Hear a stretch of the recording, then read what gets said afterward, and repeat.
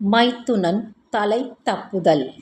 வெளியூரிலிருந்து தன் மனைவியின் உடன் பிறந்த சகோதரன் தெனாலிராமன் வீட்டிற்கு வந்திருந்தான். அவனை கணவன் மனைவி இருவரும் நன்கு உபசரித்தனர்.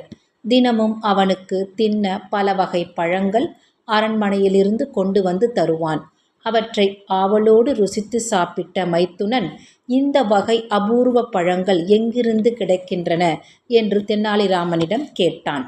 அதற்கு தெனாலிராமன், இவை அரண்மனை தோட்டத்தில் இருக்கின்றன என்றான். தோட்டத்தில் காவல் அதிகம், யாராவது திருடினால் அவர்கள் தலை சீவப்படும் என்றும் கூறினான் தெனாலிராமன்.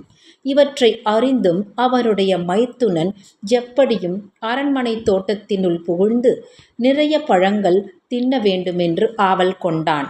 அதன்படியே ஒரு நாள் நள்ளிரவு தோட்டத்துக்குள் புகுந்து வேண்டிய அளவு பல்வகை பழங்களை உண்டான். பின்பு வீடு திரும்ப எண்ணி நடந்து கொண்டிருக்கையில் காவலர்கள் அவனை கையும் களவுமாக பிடித்தனர். அவன் காவலர்களிடம் எவ்வளவு சொல்லியும் அவர்கள் விடுவதாக இல்லை. மன்னரிடம் கொண்டு போய் நிற்பாட்டினர். மன்னர் அவனுக்கு மரண தண்டனை விதித்தார்.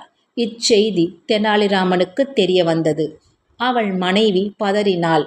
என் தம்பி அநியாயமாக சாகப் போகிறானே, ஒரு பழத்துக்காக நீங்கள் உடனே போய் அவனை காப்பாற்றுங்கள் என்று பலவாறு வேண்டிக் கொண்டாள். அதற்கு தெனாலிராமன், மன்னர் ஆணையிட்டால் அது ஆணையிட்டது தான், மாற்ற மாட்டாரே, நான் என்ன செய்வது என கூறிக்கொண்டே மன்னரை காண விரைந்தான். தெனாலிராமனை பார்த்த மன்னர், தெனாலிராமா, நீ என்ன நினைத்து வந்தாயோ அது நிறைவேறாது என்றார். உடனே தெனாலிராமன், அப்படியானால் உடனே என் மைத்துனனின் தலையை வெட்டிவிடுங்கள் என்றான்.